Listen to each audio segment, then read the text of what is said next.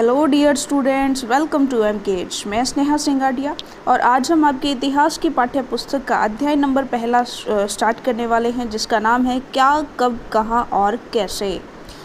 देखिए, सबसे पहले हम रशीदा का जो सवाल है वहाँ से शुरू करते हैं। रशीदा बैठी अखबार पढ़ रही थी। अचानक उसकी निगाह एक सुर्खी पर पड़ी। 100 साल पहले। वह सोचने लगी कि यह कोई कैसे जान सकता है कि इतने वर्षों पहले क्या हुआ था। तो बात करते हैं कैसे पता लगाएं।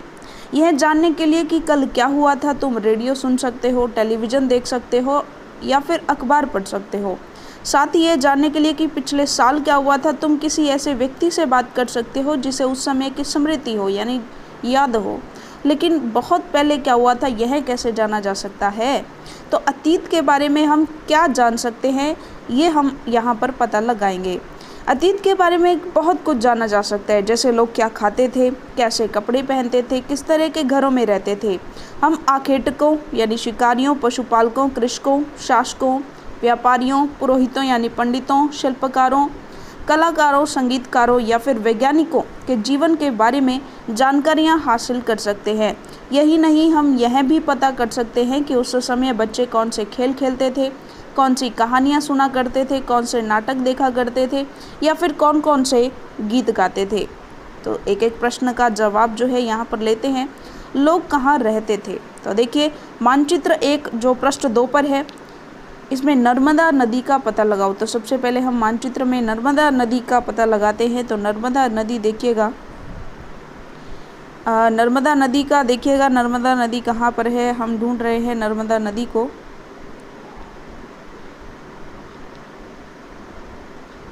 तो देखिएगा, ये जो है ये कुछ नर्मदा नदी हो गई। ठीक है, तो चलिए नर्मदा नदी को हमने ढूंढ लिया है। तो अब बात करते हैं ये क्या कहता है। कई लाख वर्ष पहले से लोग इसी नदी के तट पर रह रहे हैं। यहाँ रहने वाले आरंभिक लोगों में से कुछ कुशल संग्राहक थे जो आसपास के जंगलों की विशाल संपदा से परिचित थे। अपने भोजन के लिए वे जड़ों, फलों, जंगल के अन्य उत्पादों का यहीं से संग्रह किया करते थे। वे जानवरों का आखेट यानी शिकार भी करते थे। अब तुम उत्तर पश्चिम की सुलेमान और किरथर पहाड़ियों का पता लगाओ। तो देखिएगा, किरथर और सुलेमान की पहाड़ियाँ, ये किरथर की पहाड़ियाँ और यहाँ पर सुलेमान की पहाड़ियाँ हैं, हमने पता लगा लिया है। इसी क्षेत्र में कुछ ऐसे स्थान हैं जहाँ लगभग 8000 वर्ष पूर्व स्त्री पुरुषों ने सबसे पहले गेहूँ और जौ जैसी फसलों को उपजाना आरंभ किया। उन्होंने भेड़, बकरी और गाय, बैल जैसे पशुओं को पालतू बनाना शुरू किया। ये लोग गांवों में रहते थे। उत्तर पूर्व में गारो और मध्य भारत में विंध्य पहाड़ियों का पता लगाओ। तो देखिएगा, गारो और विंध्य पहाड़ियाँ। तो देखिएगा, विंध्य पहाड़ियाँ कहाँ पर है, ये देखिएगा, ये विंध्य पहाड़ियाँ हैं और एक बोला था हमें गारो पहाड़ियाँ। तो ये देखिएगा, गारो पहाड़ियाँ यहाँ पर है और विंध्य पहाड़ियाँ यहाँ पर। तो यहाँ क्या हुआ था, देखिएगा, ये कुछ अन्य ऐसे क्षेत्र हैं जहाँ कृषि का विकास हुआ, जहाँ सबसे पहले चावल उपजाया गया था। तो वे स्थान विंध्य के उत्तर में स्थित थे। मानचित्र पर सिंधु और इसकी सहायक नदियों का पता लगाने का प्रयास कीजिए। सहायक नदियाँ उन्हें कहते हैं जो एक बड़ी नदी में मिल जाती हैं। लगभग 4700 वर्ष पूर्व इन्हीं नदियों के किनारे कुछ आरंभिक नगर जो है फले फूले। गंगा और इसकी सहायक नदियों के किनारे तथा समुद्र तटवर्ती इलाकों में नगरों का विकास लगभग 2500 वर्ष पूर्व हुआ था। तो गंगा नदी और उसकी सहायक नदियां देख लेते हैं। ये गंगा नदी है, देखिएगा, और ये जो सारी नदियां हैं, यमुना, चंबल, सो नदी, ये सब जो है इसकी सहायक नदियां हैं। चलिए बात करते हैं आगे। लोगों ने सदैव उपमहाद्वीप के, देखिए यहाँ भी पता कर लेते हैं, गंगा और इसकी सहायक नदी सोन का पता लगाओ। गंगा के दक्षिण में इन नदियों के आसपास का क्षेत्र प्राचीन काल में मगध नाम से जाना जाता था। इसके शासक बहुत शक्तिशाली थे और उन्होंने एक विशाल राज्य स्थापित किया। देश के अन्य हिस्सों में भी ऐसे राज्यों की स्थापना की गई थी। लोगों ने सदैव उपमहाद्वीप के एक हिस्से से दूसरे हिस्से तक यात्रा की। कभी कभी हिमालय जैसे ऊंचे पर्वतों, पहाड़ियों, रेगिस्तान, नदियों तथा समुद्रों के कारण यात्रा जोखिम भरी होती थी। फिर भी यह यात्रा उनके लिए असंभव नहीं थी। अतः कभी लोग काम की तलाश में तो कभी प्राकृतिक आपदाओं के कारण एक स्थान से दूसरे स्थान पर जाया करते थे। कभी कभी सेनाएं दूसरे क्षेत्रों पर विजय हासिल करने के लिए जाती थी। इसके अतिरिक्त व्यापारी कभी काफिले में तो कभी जहाज़ों में अपने साथ मूल्यवान वस्तुएं लेकर एक स्थान से दूसरे स्थान जाते रहते थे। धार्मिक लोगों को शिक्षा और सलाह देते हुए एक गांव से दूसरे गांव तथा एक कस्बे से दूसरे कस्बे जाया करते थे। कुछ लोग नए और रोचक स्थानों को खोजने की चाह में उत्सुकतावश भी यात्रा किया करते थे। इन सभी यात्राओं से लोगों को एक दूसरे के विचारों को जानने का अवसर मिला। आज लोग यात्राएं क्यों करते हैं? देखिए, एक बार फिर से मानचित्र 1 में देखो, पहाड़ियाँ, पर्वत और समुद्र इस महाद्वीप की प्राकृतिक सीमा का निर्माण करते हैं। हालांकि लोगों के लिए इन सीमाओं को पार करना आसान नहीं था। जिन्होंने ऐसा चाहा वे ऐसा कर सके, वे पर्वतों की ऊंचाइयों को छू सके और गहरे समुद्रों को पार कर सके। देखिएगा, मानचित्र में हम देखते हैं कि हर तरह से जो हमारा देश है वो देखिएगा यहाँ पर पूरा हिमालयन रेंज से वो जो है घिरा हुआ है, हिमालय रेंज से, और इधर जो है पूरा समुद्री इलाका है और इसी तरह से जो है अनेकों पहाड़ियाँ हैं। तो यहाँ से पता चलता है कि जो यात्राएं करते थे जो लोग, उनके लिए ये आसान नहीं था।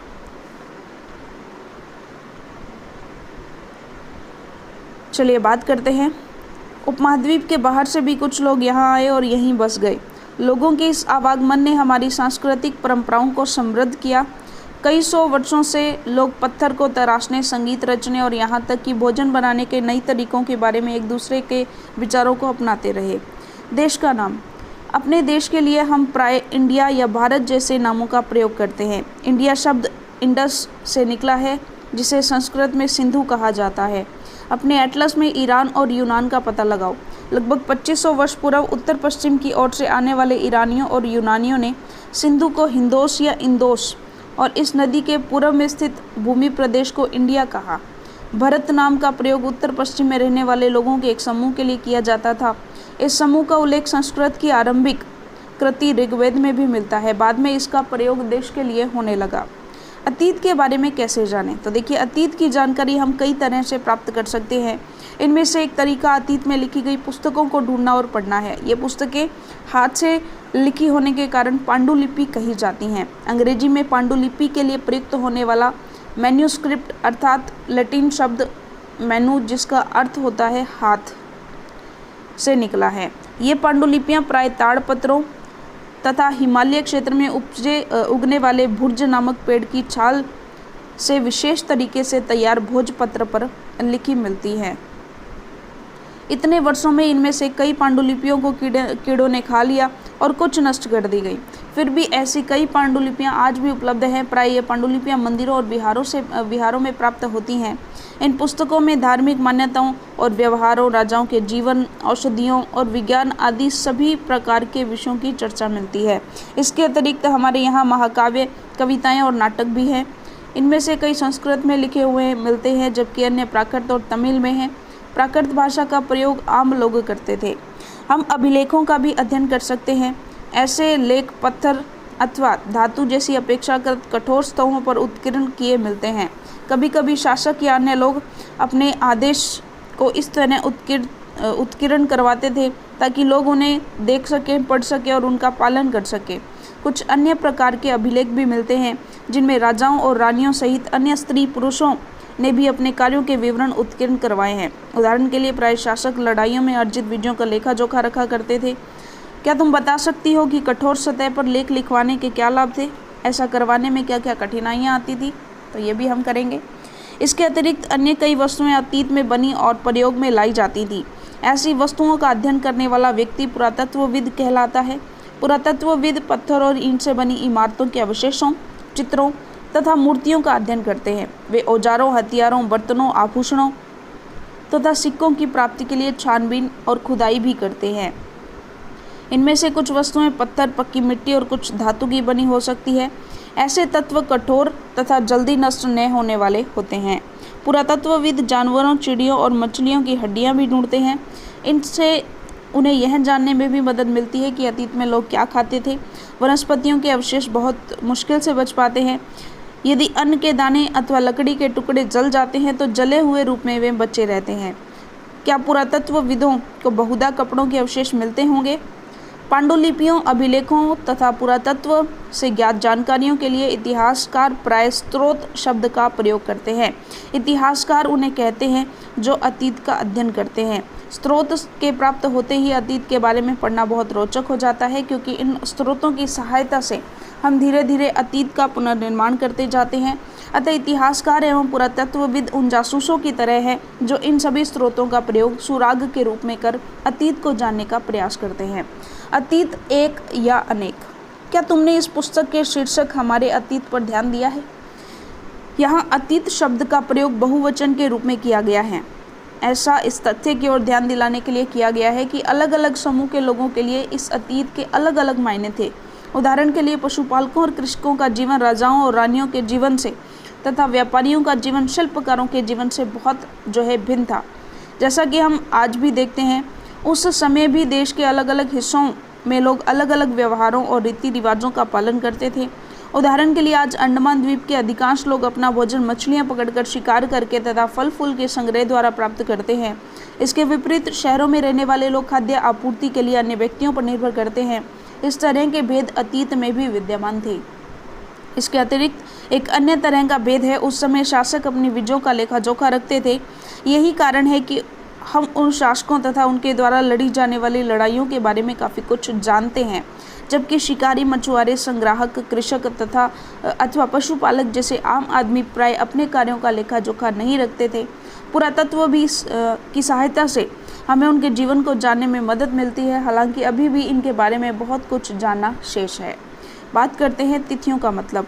अगर कोई तुम्हें तिथि के विषय में पूछे तो तुम शायद उस दिन की तारीख, माह, वर्ष जैसे कि 2000 या इसी तरह का कोई और वर्ष बताओगी।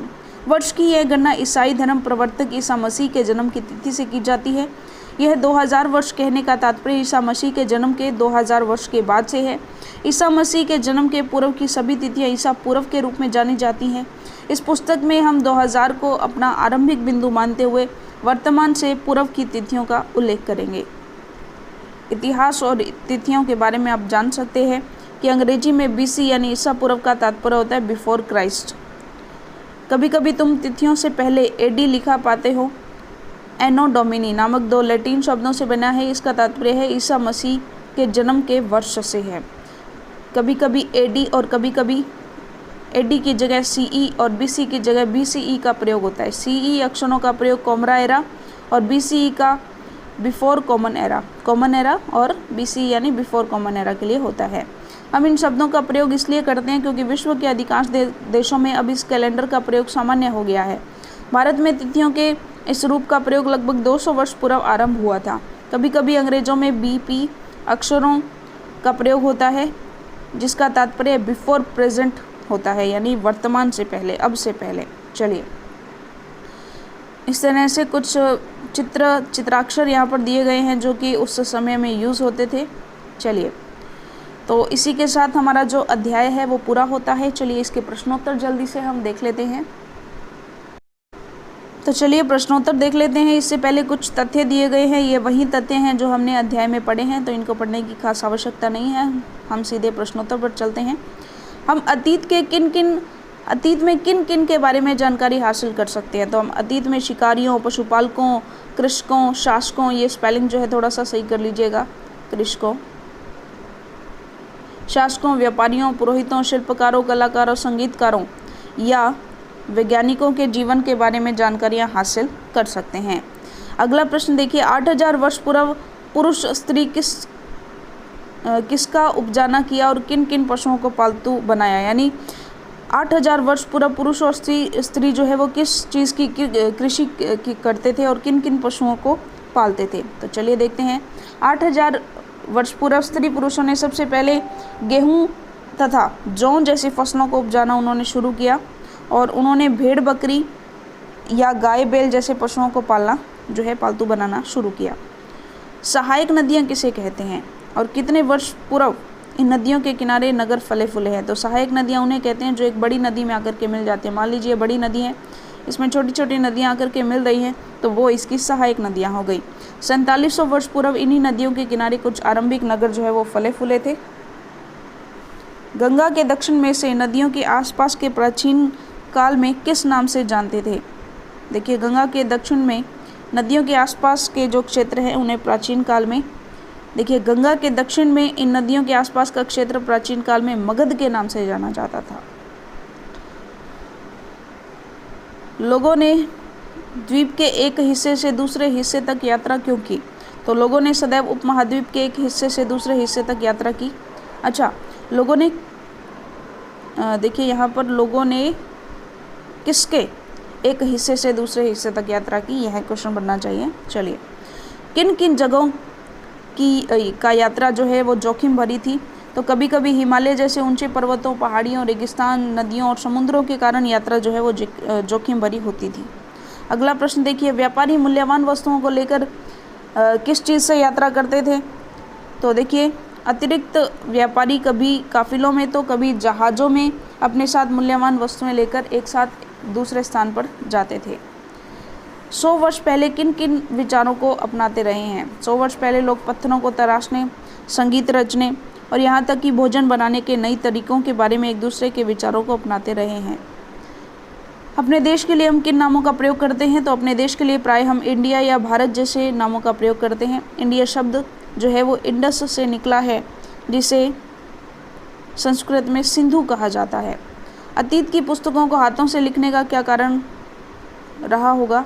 या अतीत की पुस्तकें जो हाथों से लिखी होती हैं उन्हें क्या कहते हैं? तो अतीत की पुस्तकें हाथ से लिखी होने के कारण क्या कहलाती हैं? पांडुलिपि कहलाती हैं। चलिए बात करते हैं आगे, पांडुलिपियाँ कहाँ मिलती हैं? ये पांडुलिपियाँ मंदिरों और विहारों के अन्य स्थलों से प्राप्त होती हैं। अतीत की पुस्तकों में किसकी चर्चा है? देखिए, ये मंदिरों और विहारों जैसे अन्य स्थलों से, यहाँ पर ये नहीं आएगा, यहाँ पर आएगा स्थलों। थोड़ी मात्रात्मक गलतियाँ, टाइपिंग मिस्टेक यहाँ पर हो गई हैं।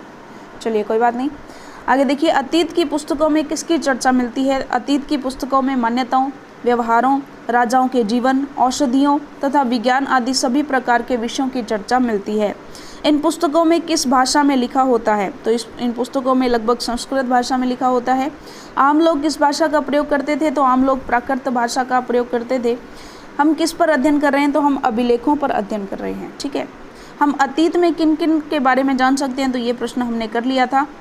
चलिए फिर से ये प्रश्न जो है वो दोबारा आ गए हैं। चलिए कोई बात नहीं, ये सारे के सारे प्रश्न जो है वो हमने कर लिए हैं।